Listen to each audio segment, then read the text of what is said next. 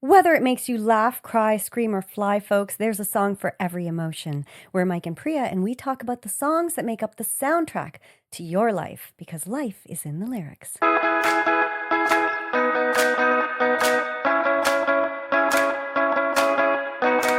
Hey, little listeners, how's everyone doing this week?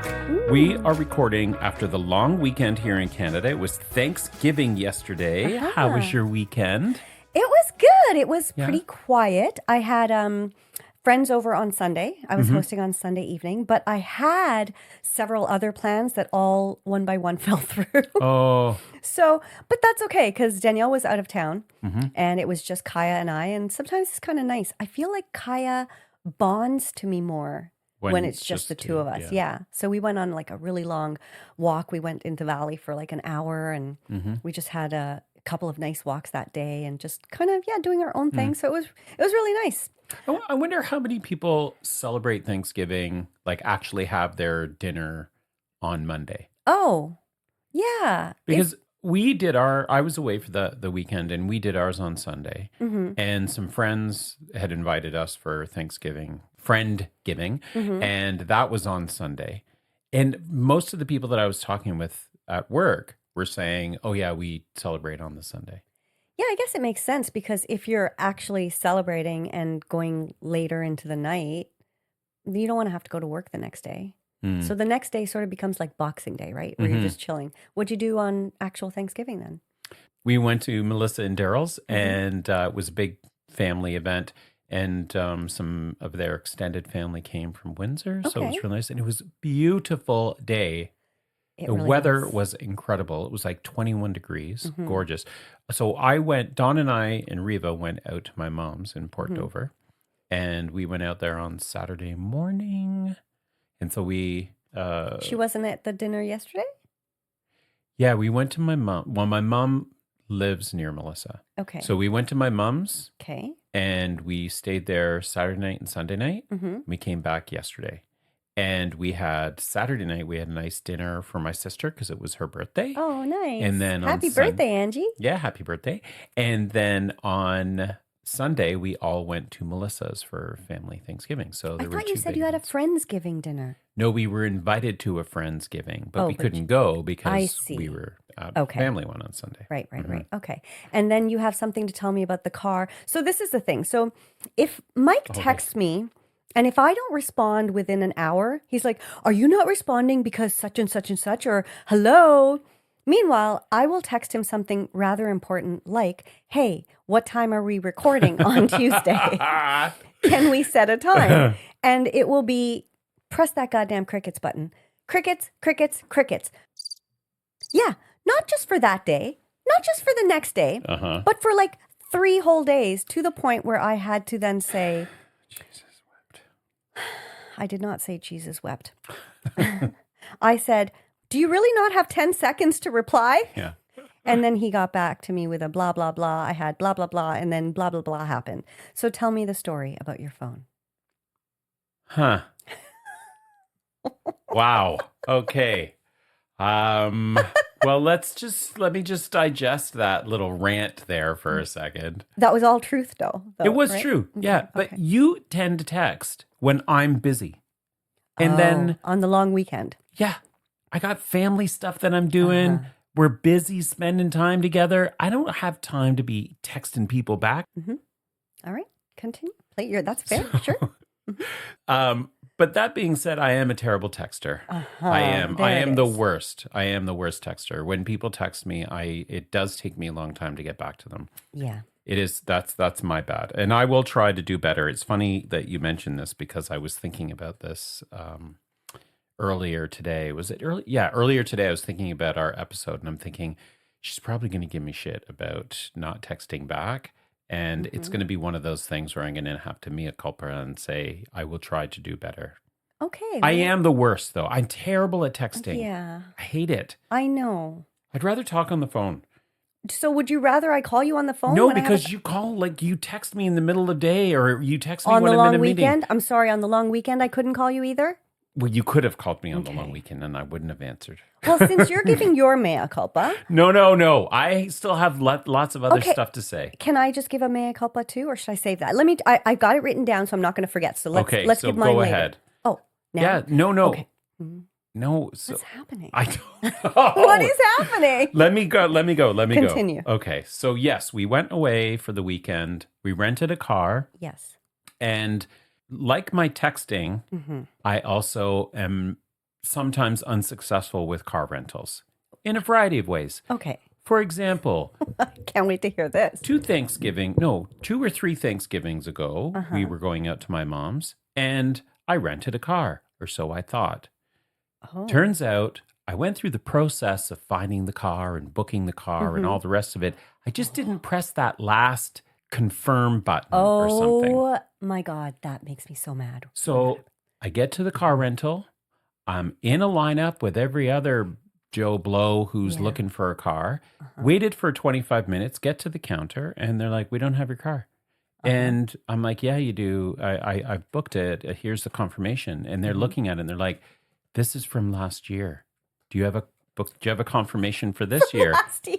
Yeah, because Oh. every year we book a car. Right. So this You didn't was, notice when you pulled up the email that the date was No. 24. Okay. So that wasn't this year though. That's previous year. I see. So Okay. then I ended up having to like go all over the place looking for a car. Everything was booked, On of a long course. weekend, yeah. So Dawn and I ended up renting this panel van.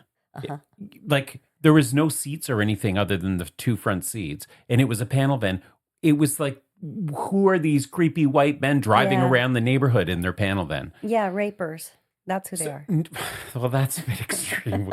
We definitely weren't that. We were just 2 people, one of which And a dog. didn't know how to fucking book a car. 2 white men and a very cute dog. Yes. Dogs are often used to lure unsuspecting. We don't need to Okay. say that. None of that was happening. It was saying. just me Just not knowing. very So this stereotypical. year, booked the car. We went out. Everything was fine. I returned the car, pull the car in, back it up into the spot, and get all my belongings, which is my phone and my wallet, get out of the car. I've got the keys with me. And I go to lock the car and it starts like beeping. So I'm Mhm. like, what is going on? And I'm looking at the parking. So I'm like, oh, maybe I should park it differently. Maybe it's like, because it was kind of crooked and close to a pole or whatever. So I get back in the car, take my wallet and my phone out of my pocket, park Why? the car better because Why? they were in my back, and I can't sit on. It's uncomfortable. Mhm. My very taut. Yes. I don't have a lot of toned fat tush. on my ass. Okay. Mhm. So I park the car, get out of the car, and grab my wallet, lock the car, put the keys in the lockbox, close the lockbox, realize I don't have my phone on me. Where's my phone? My phone's in the fucking car Right. that's locked, and I don't have the keys. Ooh. And you couldn't call them to get the. It was closed. Why? Because it was Thanksgiving. They don't have Really? like a 24-hour Nope. emergency. Oh. Mm-mm. So I had to Uh-uh. wait. Have you ever lost your phone or left your phone behind Yes. somewhere? And what was it like for you? Was Like, that what my was phone going or on was in it your my head? credit card. Oh, even when I've not lost my phone, but if I've left it at a friend's house or something and I can't get it the next day, Mhm. I'm just like, well, how will I carry on my life? Yeah. Yeah. How will I proceed through this next 10 minutes Yeah. without my phone? It's ridiculous. It is. It's crazy to think like, I put my phone on do not disturb Mhm. over the weekend, which is one of the reasons why I didn't get your text, Yes. right? And I never used that feature, but I've been using it more now. Right. And it's great because it's so freeing. My watch doesn't buzz, my phone doesn't beep, there's no vibrations. I'm totally without Because people aren't interruption. disturbing you. Yeah. Yeah. But it's different when your phone isn't within your Yes. possession. Yes. Right? So it's a funny juxtaposition because on the one hand, you choose to disengage, Mhm. and so you can set it aside and leave it And it's alone, like freedom. Yeah. Yeah. but it's still there. Whereas Right. I was in a friggin' snit for the last, I don't know, 18 hours. What was going through your head? I was just thinking, well, I hope that I get it back. Mm-hmm. I hope that I can figure out how to lock the damn thing so that nobody gets access to anything. Because Right. you have a lot of, like, you have your email. There's probably personal information on there. There's definitely a Hmm. credit card But saved it's to it. locked anyways, right? I Like you have know. a PIN code and it has your face. Like it just, nobody can just open it. What do I know? Okay. People have, like, they can do Sure. things, right? Yeah. Okay. The other thing is, it's not a cheap thing That is true. to have to replace, right? Yeah. There's $1,200 right there. Crazy. So I was just worried about not getting it back. Mhm. So, anyways, And end of the story, what happened? I called and left a message. I was able to log on to my iCloud, whatever, lock it down. It's actually amazing how Apple does this. Hmm. Have you ever used that feature? What, the locking it from afar?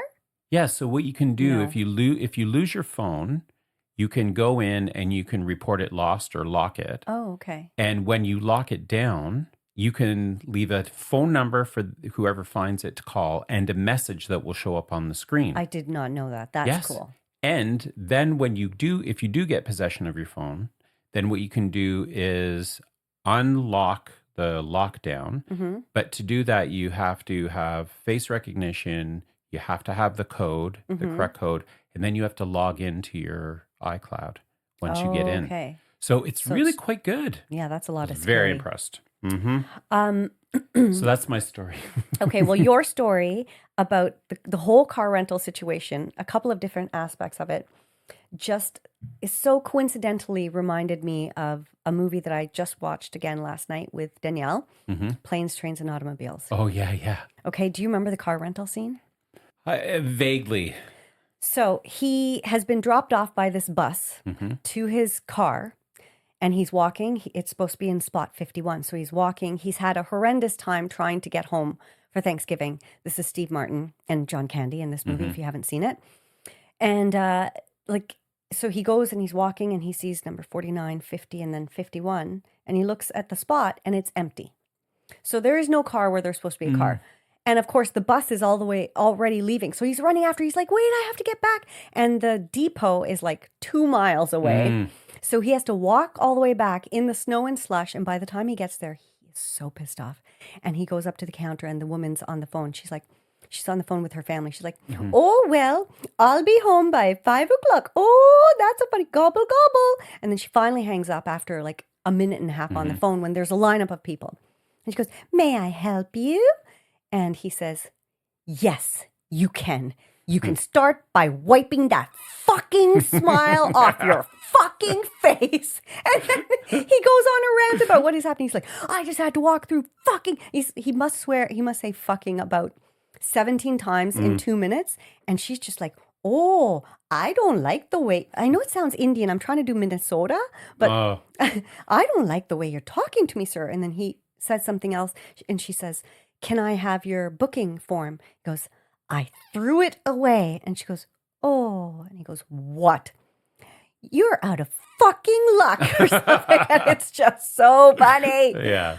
That's what happened. I was in a bit of a dither for the Yeah. last 18 hours, but I got my Wow. phone back. Moral of the story, it's all good. Yeah, all good. All Yeah. good. Yeah. Hmm. I have one thing extra to say about my Halloween, my Thanksgiving, which is that, did I give this rant before about strawberries? Did I talk about strawberries going bad? Like you buy them at the store and they No. look perfect. I don't think so. And so Conrad and Jen and I, when we went to Michaela's concert, we met for dinner early because you were at a work event. So we were talking as we were walking to the restaurant, and somehow the topic of strawberries came up. And I was like, strawberries are ridiculous. By the time you get home, a perfectly beautiful package of strawberries is already gone bad. And so they're like, you should write that as a rant. You should rant about that on the podcast. So I'd written it down and I hadn't actually Oh, was gotten to that it. the rant that you couldn't No, remember? that Okay. wasn't. And that's the thing. There were 3 or 4 things that came up that night, but the most important one, none of us can remember. So my friend Mira brought over fruit because I was going to make like fondue for dessert. So she was going to bring strawberries, raspberries, and bananas. So I'm getting all the fruit together and I open up her strawberries, which are organic strawberries, and I look at them and they're all bad. And I said, oh, Mira, I'm really sorry to tell you that the strawberries are bad. She goes, what are you talking about? I just got them yesterday. And I said, yeah, that's how strawberries are. They're the stupidest fruit ever. That's all I have to Is say. that all you have to say? That's it. Okay, well, Is it mea culpa time? yeah, you Pria a culpa culpa time. Pria culpa. Okay. I was just listening to last week's episode on the way here in the car. And you know, folks, little listeners, if you have been listening, you will know that I have said several times, I'm trying so hard not to talk too much. And I am failing miserably. Miserably, I tell you. I was just like, stop talking. Now let Mike talk. Now let Mike Priya. Let Mike get out. Fuck's sakes.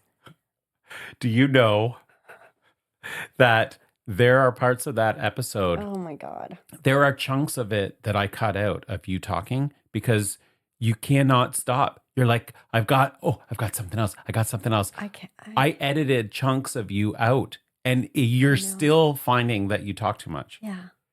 It's a problem. It's a problem, guys.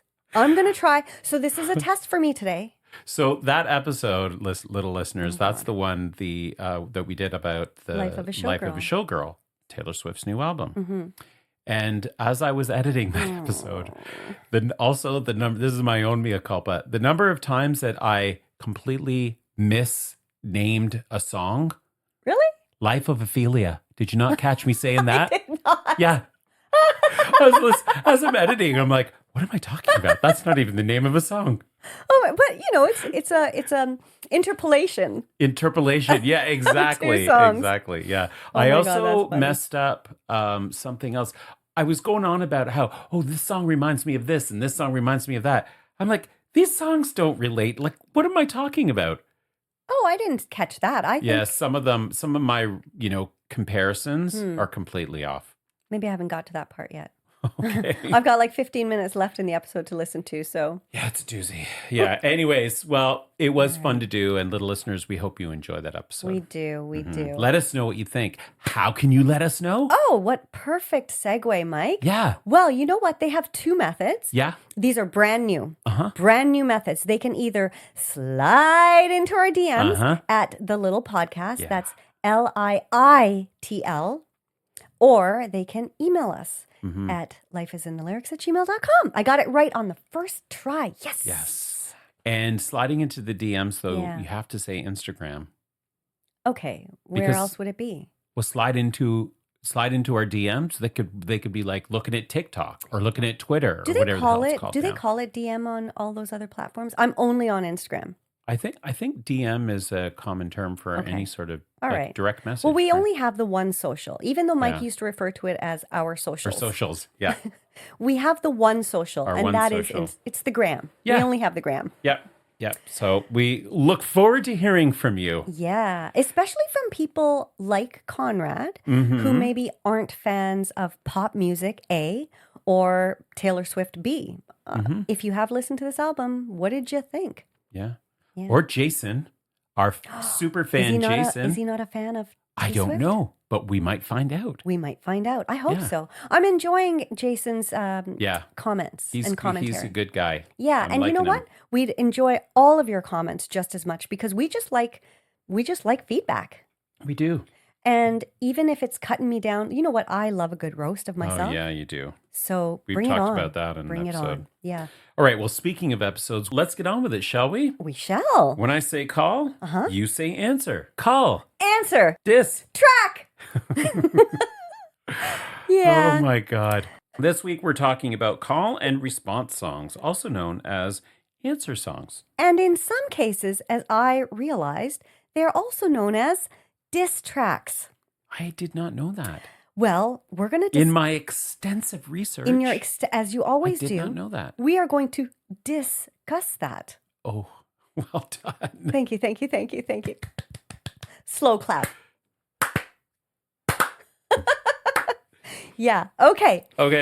So this is funny because we had talked about this a while ago, and then Mike had sent me an episode to listen to from our vault called Living on a Prayer. It was episode 23 or something like that, where in the rambling on that we do at the beginning of each episode, we actually refer to several call and answer songs. And at that time, we were like, we should do a whole episode on this. So you guys, since we're always mining for topic ideas, we listen to our own selves. Yeah. And we came up with this one. You know what's really funny as well with our episodes? There's often times where you'll introduce a song or I'll introduce a song or we talk about something and I'll say, oh, well, you know what? After this, I'm going to do that. Or, never. Wait till the end and then I'll show you that video or whatever. We never do that. You know, we are getting better at that. Are we? In the beginning, I feel like you used to always say, I'm going to listen to that. And you never did. And I used to say, I'll listen to, who's your favorite girl? Carly Rae Jepsen. And I never did. But eventually I asked you for some tracks of hers. And I think we're starting to respect one another's opinion just a teensy iota. Bit more. Okay. All right. Well, where did you find out that diss tracks are answer? Do you know, because as I was trying to look up the idea of call and answer, did you find this? At first, I found a lot of references to religious music. As in a call and answer, like call and answer to God, like prayer songs. So I was like, that's not what I'm looking for. So I was trying different searches and I was like response songs or reply songs. Right. And when I looked up reply songs, that's when things started coming up about the whole beef between Drake and Kendrick Lamar and such. And I was like, oh my God, they're talking about was it Snoop and Biggie or something? Biggie or Biggie Smalls and Tupac. Tupac, yeah. That was like the first big kind of diss rivalry. So then I thought, oh, that's just a different category of call and response songs in a way. Okay. Yeah, I hadn't actually put that together, but that totally makes sense. Right? Yeah. It's like the not so nice version. But let's see what you came up with in your research. Like, so what came up for you? Well, first, I immediately thought of was something that I had referenced before about Robin. The musician Robin and her song Call Your Girlfriend, right, and Dancing on My Own. Okay. And there's a theory, although Robin has apparently she's never confirmed or denied. They rarely do. Do you know those songs? I know Dancing on My Own, but I don't know Call Your Girlfriend, and I feel Call Your Girlfriend. Yeah. No. It's time you had the talk. Give your reasons. Say it's not her fault. Okay, no. But you just met somebody new. Tell him not to get upset, second guessing everything you said and done. And when she gets upset, tell her how you never meant to hurt no one. Okay. So it's a very narrative song, and it's about the perspective of a person who is telling this guy or girl to call their girlfriend and tell them that you've met someone else. You need to just break it off and let them down. Right. Let them know it's not their fault and that you don't mean to hurt them, but you've found someone new. And is this the original song or is this the reply song? So on this album, there was Call Your Girlfriend. Oh, so the same artist wrote two songs. And then there's another song called Dancing on My Own. Okay. And so Dancing on My Own, the lyrics are, somebody said you got a new friend. Does she love you better than I can? Right. A big black sky over my town. I know where you at. I bet she's around. Yeah, I know it's stupid. I just gotta see it for myself. I'm in the corner. Oh, I know that song. Watching you kiss her.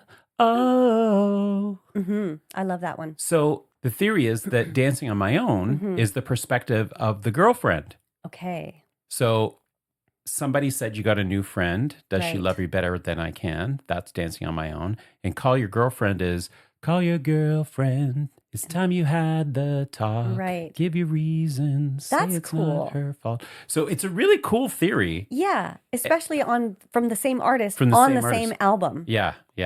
Now, again, there's no confirmation that that's actually true, but it's kind of like, Swifty type people putting Easter eggs together and coming up with this Right. theory. You almost don't need for them to say it's true, though, because the lyrics speak for themselves. Yeah. Right. And it's just kind of cool to think that that might be the case or it might not. But Yeah. if that is, then clever of her to do it. Very clever. And that makes me think of Taylor with August, Betty, and Cardigan, which are all three on the same album. They're all about the same, teenage love triangle told from the different perspectives of all three people involved. And Yeah. that was super clever. And I don't think But that was intentional.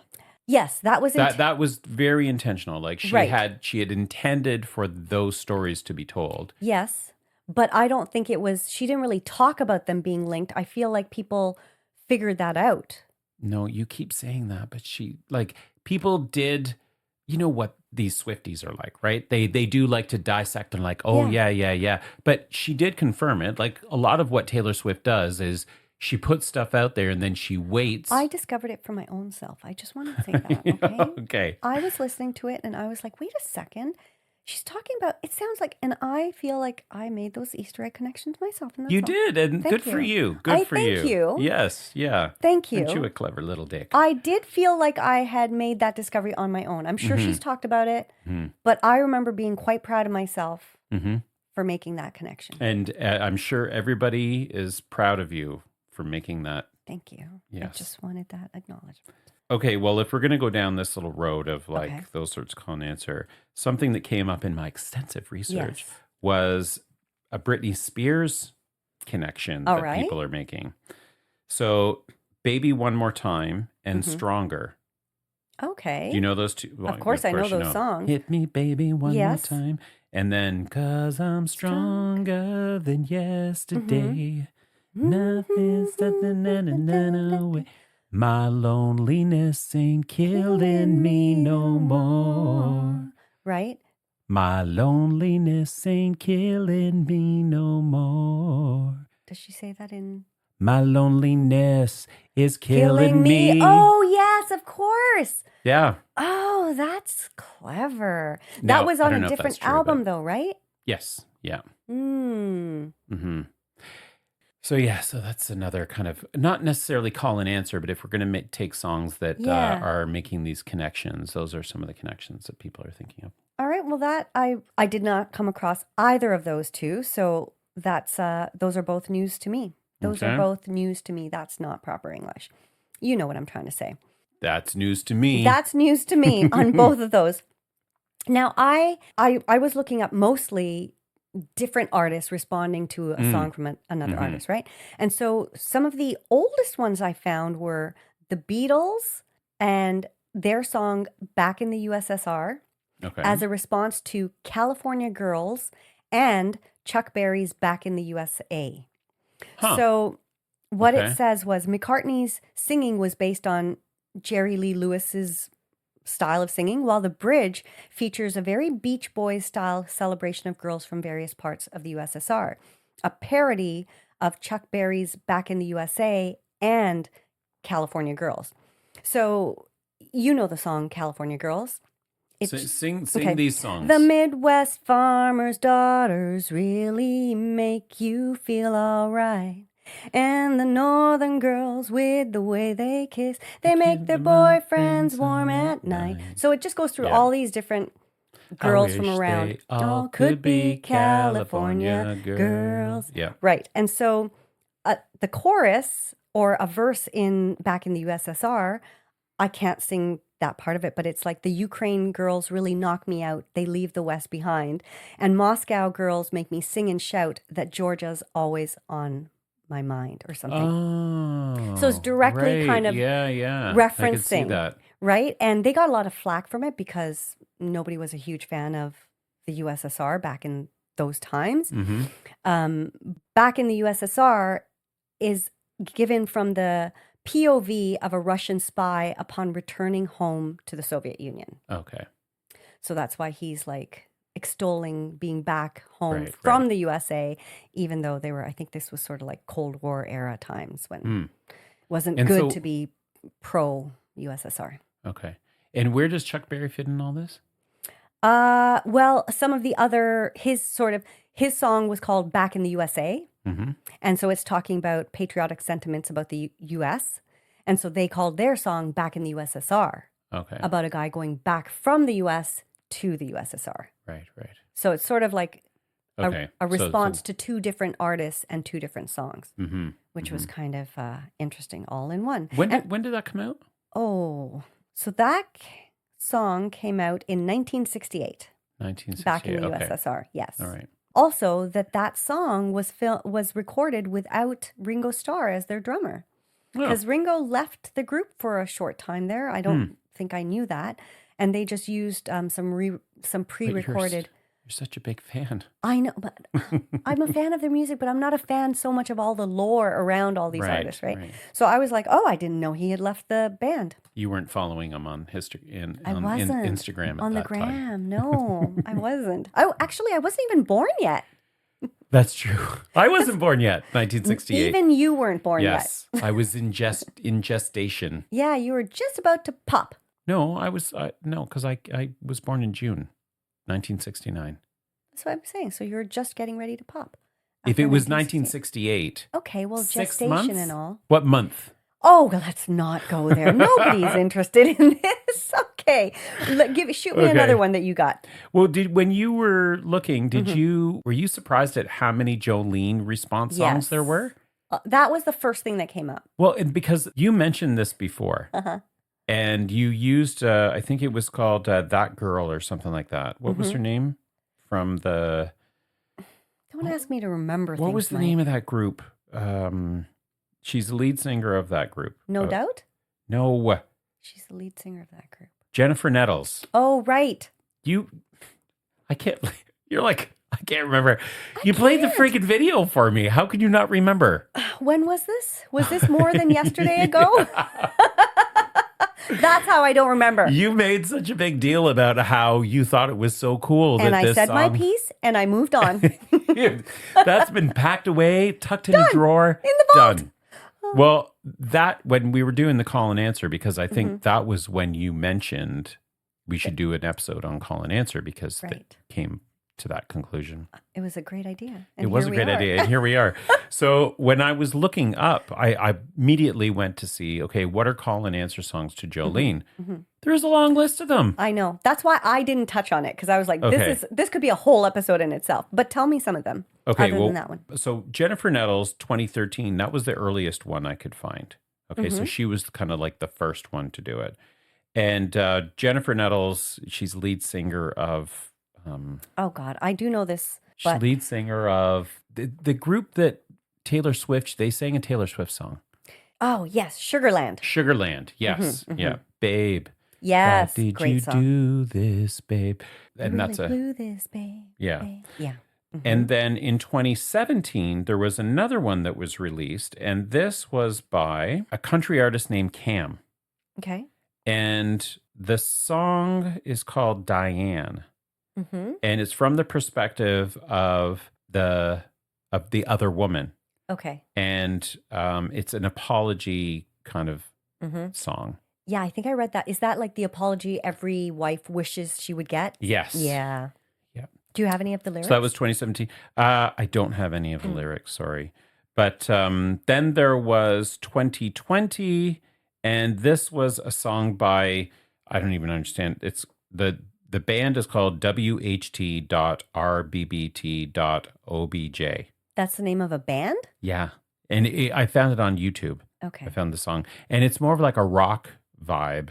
But it's called Jolene's Reply. Hmm. That was 2020. And then 2021, You Can Have Him, Jolene, by Chapel Hart. Okay. And Chapel Hart is a country artist. And one of the reviews said, lyrically, the song continues on that love triangle theme of Jolene, with the female narrator offering her male partner to the titular Jolene while warning her, when you think that he's in love, he'll surely leave like he did me. Hmm. So again, another kind of take on the The whole cheating. lions and cheetahs. Lions and cheetahs. Yeah, Yep. And yeah. if you haven't listened to that episode, that was from last year's Valentine's Month Mm-hmm. episodes.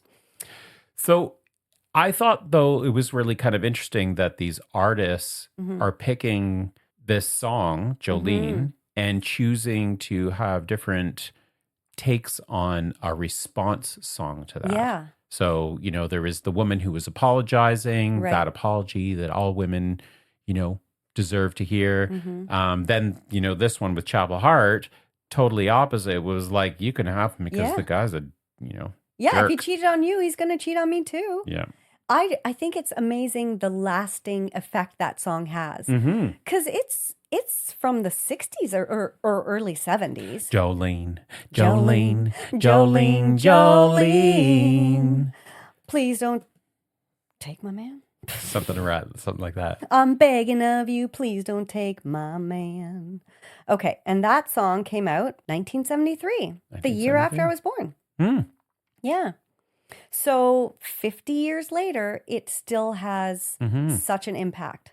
Yeah. It's a great song, though. It's a great karaoke song. Great. Yes. Okay, so here's another one that I came across. Now, sometimes you have songs that everybody knows, everybody knows the lyrics to, and everybody just sings along to, but you don't know. This sounds like basically, Priya, a lot of what you've said in many of the episodes where you're like, I know the song, I know the lyrics, but I've never really thought about what the lyrics are saying. Okay, well, let me tell you, have you ever thought of what the song Sweet Home Alabama is about? Sweet Home Alabama. Yeah, yes, I did read about this one. This was really fascinating to me because I just thought it was a love letter to their home state. And it was a call. It was an answer. But it was an answer song to two songs by Neil Young. Canadian. Yes. So Neil Young had these two different songs, one called Alabama, one called Southern Man. And those two songs involved a lot of criticisms of the South, particularly regarding racism. And, Lynyrd Skynyrd really wanted to kind of pump up their hometown. They're like, this is not what... No, it wasn't their hometown. Lynyrd wasn't? Skynyrd's from California. I did not know. Yeah. Really? Yes. They were just basically, they were just Americans basically saying, don't stereotype all Southern Americans this way. Interesting. Okay. I thought they were from Alabama and they were like, don't talk about our home state like that. No. Even more interesting. They were just proud Americans. Right. Standing up for their fellow American man. While acknowledging the, kind of controversial history of that part of the U.S. and but a lot of places in the world. So when you look at the lyrics, it is quite interesting. And they even reference Neil Young. Mr. Neil Young. They even reference Neil Young right in the lyrics. They say, well, I heard Mr. Young sing about her, Southern man. Well, I heard old Neil put her down. Well, I hope Neil Young will remember a Southern man don't need him around. So very pointed. They didn't mince words at all. And did you read anything about Neil's response? I did not. Would you like to fill Not us as in extensive in your Not research as as extensive. I thought that's where it ended. How much more can there be? Fairly recently, Neil Young has been on record to say, he was kind of a bit of a dick around that time with that, and he deserved that pushback. So, well, that's very big of him. Gave props to Lynyrd Skynyrd. And then has Lynyrd Skynyrd responded to his response to their response? I don't know. That's a whole other episode. So many levels. All right. What else you got for me? Fleetwood Mac. Yeah, this came up, but tell me. Go Your Own Way and Dreams. Again, by the same artist. And the same album. Same album. You can go your own way. How does Dreams go? Yeah. I was going to ask you that. I thought, you would definitely know. No, I can't. In my head, You Can Go Your Own Way is all. Yeah, that's the one that totally stuck out for me. I was like, okay, that I know. What is the relation of the two songs? Well, Lindsey Buckingham, You Can Go Your Own Way. Right. And Dreams goes, now there you go again, you say you want your freedom. Well, who am I to keep you down? Yeah. Right. So that was a bit of a call and answer to, and I mean, they were in the same band. Lindsey Mhm. Buckingham left the band. They broke up. There's a lot of drama. Okay, so is this all the drama is going on during this album? Oh, Or yeah, yeah. This album, it's okay, notorious for the drama that was going on when this right. album was being created. Okay, and now I need to know the some of the lyrics of the other song, how they like you can go your own way. What are some of those Okay. lyrics? You can go Yeah. your own way. Go Your your own own way. way. You can call it another lonely day. Mm-hmm. Okay. Yeah, that is pretty interesting that that artists would think of two different sides to a story and write those on the same album. Like I can understand you write a song and then afterwards as you're listening to it or playing it in concerts on tour that you would think, "Hey, you know what? I have another angle to this." Mm-hmm. But quite cool that they would come up with that. So lyrics for Go Your Own Way, Mhm. it's like, loving you isn't Isn't the right thing to do. How can I ever change the things that I feel? Okay, Or something like that. Yeah. Yeah. But I do wonder, and maybe there is stuff written about this. I think I might look that up because I do wonder how, because there's so much notoriety around the tension with the dynamics of this band when this album was being created. Okay. I wonder how they landed on what songs to include and what it was like to sing those songs Hmm. in the studio when they're clearly about people that are in the studio with you Right. singing that song. You know what? I'm embarrassed to say that I did not even make the connection that it was about leaving the band. I was just thinking it was like in a relationship. No, But it was about obviously- it was about them breaking up. It wasn't Right. necessarily about leaving the band, I Okay. don't think. But Lindsey Buckingham did leave the band several times. He left, he came back, he left, he came Okay. back. Okay.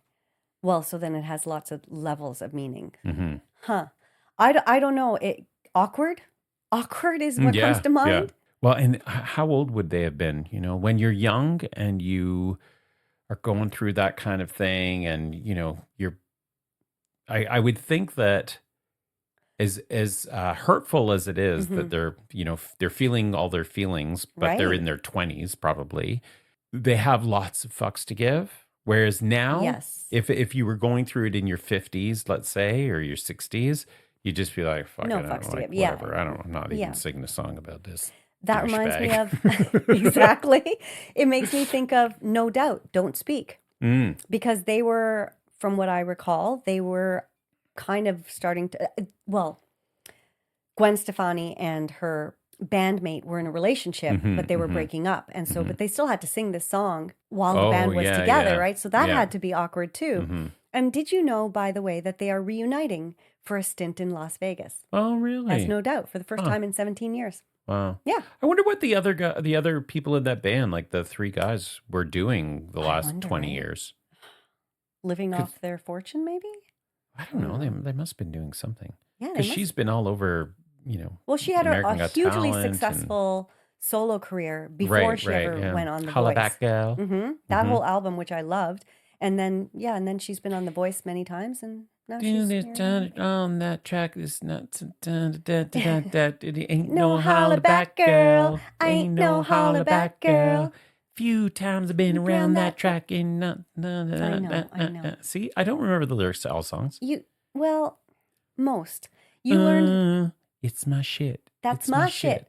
The shit is bananas. BANANAS. The shit is bananas. BANANAS. Okay. Mhm. All right. So my next next songs are Mhm. much more recent. When I Was Your Man by Bruno Mars. Oh, and And Flowers. Flowers Okay, by Miley I Cyrus. remember reading something about Mhm. that before, but is that really true? Let's listen to the lyrics, okay? Okay. This is Bruno. I should have brought you flowers and held your hand. Should have gave you all my hours when I had the chance. Take you to every party, 'cause all you wanted to do was dance. Now my baby's dancing, blah, blah, blah. Okay? Her lyrics. I can buy myself flowers Write my name in the sand. Talk to myself for hours. Say things you don't understand. I can take myself dancing. And I can hold my own hand. Yeah, I can love me better than you can. Right. Pretty right. much Mm-hmm. response to every line that he says. Right. Yeah. And he actually called her out on that. And I don't know whether she, In a like, hey, you're doing this, or maybe I shouldn't say he called her out, but it was called out that this Right. is like kind of a direct ripoff because it's almost line by line what he's saying, she's then responding to. So it was definitely right Is out that there. a ripoff? I'm not saying it's a ripoff, but No, but I like so in the Taylor Swift episode, we were talking about the songs that sound like other songs, and giving credit. And we were also talking about how many notes there are and why some songs sound alike, because that Charlie Puth guy said a lot of songs sound alike because there's Yes. only so many notes and so many combinations. So you're Okay. bound to. So you've got that, like, from an artistic point of view, is their claim to. Well, I guess what's the responsibility of the artist? Do they have to say, oh, this song, there are going to be lyrics that are going to sound like I'm responding to this other song? I don't know. I think maybe, I mean, why wouldn't you say that though? Yeah, but what if you're not? What if it's like you're just singing? It does feel like it's very direct. He says, I should have brought you flowers. I can buy myself flowers, and held your hand. She says, I can hold my own hand. Should have gave you all my hours when I had the chance. She's like, I can talk to myself for hours and say things you don't understand. Wish I had take you to every party. I can take myself dancing. Has she responded? Well, there is a lawsuit. Oh, So not from Bruno himself, but Probably from the Tempo music. Music Right. Investments. right. They sued her in September of last year, alleging copyright infringement. Her motion to dismiss was denied. So as of September of this year, there hasn't been a ruling yet. So it's not, he's not named as a plaintiff at all, Bruno Mars. I wonder. Yeah. I was just thinking, like, I wonder what the artists actually think. Yeah, I guess for some, I mean, obviously Taylor Swift, she's about making money as well as making art. I would think All that they artists would about want. making money. No, Most. I don't. I Most don't of them know. want to I make don't- money. Yeah, but I don't know if it's like. I think the big machine Right. wants the money. Oh, you mean in terms of a lawsuit? Well, yeah, and also, like, would artists really care? Like, I would think they'd be flattered that there's this other artist Well, that and has listened to their music and then also Yeah. created some art that gives homage or Mhm. can be interpreted as Like a reaction song or a a response. reaction, but also flattery. It's like you're flattering me. Well, and I because guess you- that's why Bruno is not involved in he clearly is not bothered by it. Hmm. He's not involved in that lawsuit at all. So Well, he is in a way. He must be in, like, in a way, tangentially. maybe, but he might not own the song, right? Oh, right, yeah. Oh, that just makes my brain hurt. I All know, of this, the all of the levels of- business I know. around, like, Let's not It must- hurt your pretty little brain. Okay? It must be so hard though to be an artist and want to create work, Mhm. and then there's this, crazy industry Yeah. That takes of ownership people of it. that take ownership over your. Right. Well, Chapel Rowan talked about that at the Grammy. I think it was the Grammys, maybe it was American Music Awards or something, when she won an award and she got up there and she made a comment about giving artists and songwriters their due, because they're the ones who are putting all the work into creating the art, Mhm. and it's the label and all these other levels that are making all the money off of it. And what do labels do? Do you know? Well, I mean, I guess they're the ones who put all the money into marketing and making, trying to fight to get your song onto airwaves and in front of all the DJs and all the right people. But They- do the Taylor Swifts and the Miley Cyruses and Bruno Marses of the world need? They did at the Labels? beginning. Well, they did at the beginning, but Right. they're multi-millionaires. Like, Yeah, you'd think now. that they'd be able to do their own thing. Like, did they need labels? I don't know if Taylor is actually on a label anymore, or if she's on her, like, is she her own? Does she release her own music? I don't know. No, she must be on a label, I would think. Yeah. I don't know. I say that because I think, any reputable artist needs to be on a label, but Yeah. I actually don't really know what labels And I do. don't think that's necessarily true anymore, because there are a lot of artists who are building a name for themselves off of TikTok. Like previously it was true. Yeah, YouTube, yeah.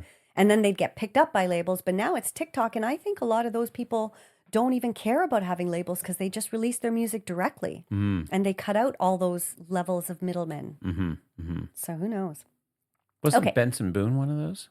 Uh, I know he was on American Idol, but yes, didn't he was. kind of get picked up from?